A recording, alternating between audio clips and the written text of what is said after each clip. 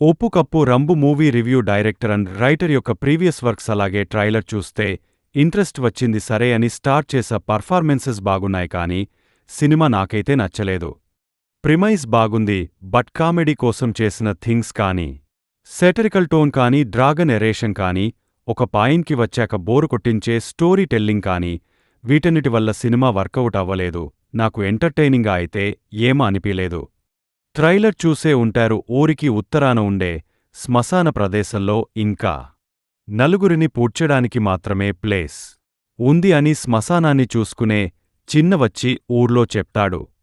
ఇప్పుడు ఊరి పెద్ద పొజిషన్లో ఉన్న అపూర్వ ఏం చేసింది, దీనికి సొల్యూషన్గా ఏం చేశారని సినిమాలో ఉంటదిన్నమాట.